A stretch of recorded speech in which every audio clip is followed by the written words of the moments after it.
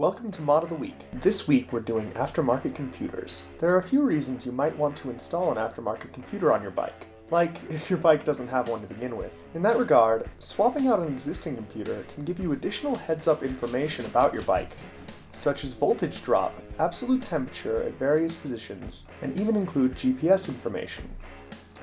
As well, aftermarket computers tend to be capable of providing additional information about a trip, such as max RPM used on that trip, max temperature, and speed, etc.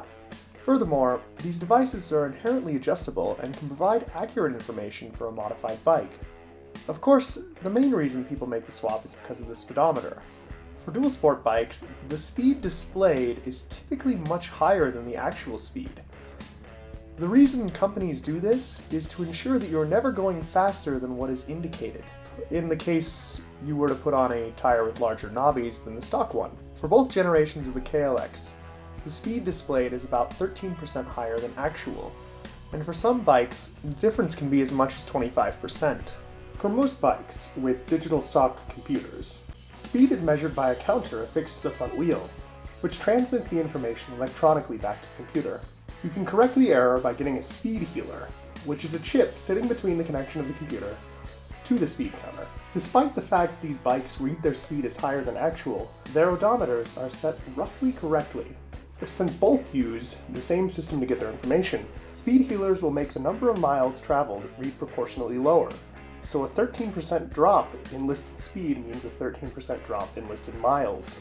In the case of analog systems, the speed problem is far more complicated. Instead of using a counter affixed to the front wheel, there is an actuator which turns a cable leading to a turbine mechanism within the computer. Essentially, the display needle is affixed to a spring which pushes it towards the zero position. As the wheel turns, the turbine moves air in a way which pushes against the spring and moves it in the opposite direction. As the amount of air driven by the turbine increases, the pressure on the spring mechanism increases, so the needle position moves proportionately to speed. This is an effective system and is moderately adjustable, but it does have problems. For one thing, it is affected by air pressure. At greater altitudes, the listed speed goes down since there is less air being pushed by the turbine. That does not make much of a difference in the long run, but enough that it may bug people, especially those, like me, who ride at dramatically different elevations. What I found the real problem is in the case of temperature. Since metals become more or less resistant to flexing in regard to temperature, the spring is affected, and the listed speed changes with temperature. For most of us, we only ride our bikes in a small temperature window, maybe 60 to 90 degrees Fahrenheit. It may not be very noticeable from this range, but in my case, going down to freezing resulted in about a 10% lower listed speed than what I would have at 70 degrees. When choosing which computer to use, there are a few things to think about. In my case, since the OEM KLX computer had a number of notification lights including blinkers, brights, neutral, and overheat, I wanted something with a similar setup. As well, the device had to display speed, RPM, and have an odometer/trip meter. At this time, Trailtech makes 4 computers for bikes, of which only the Striker and Vapor have access to the optional heads-up display accessory.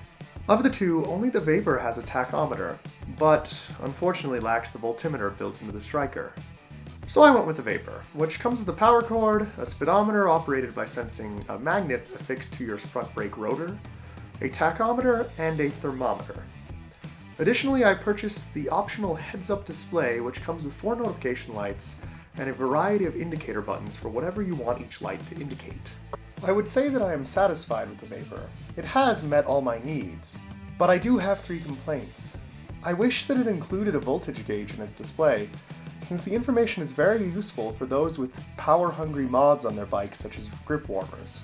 As well, the built-in temperature sensor, which displays ambient air temperature, is poorly calibrated and seems to read a few degrees high. But my real concern is with the backlight. When the bike is moving or the engine is running, the device turns on its backlight. For some reason, Trailtech decided that once the backlight is activated, that it should stay on for 25 minutes after it stops receiving information from either motion or the ignition. I cannot fathom why the engineers at Trailtech would decide this was an appropriate amount of time.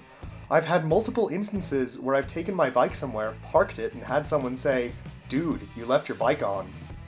My first thought was people may want to activate the information on their device with their bike turned off, such as the number of miles traveled or max RPM, whatever. But this is unnecessary since pressing any button activates the backlight. Furthermore, if the bike is stopped with a magnet right next to the sensor, then the backlight never actually turns off. This would be okay if the backlight turned off after a minute, since you'd notice there was a problem. But with a 25-minute duration, it means that I likely won't notice at all, draining my battery until the next time I ride. I admit this isn't a very common circumstance, but it still is something that has me checking my front wheel position anytime I turn in for the night. Despite these issues, I'd say it is a good product and I would buy it again. I just wish that Trailtech included the ability to adjust the backlight shutoff and the temperature display in its user settings.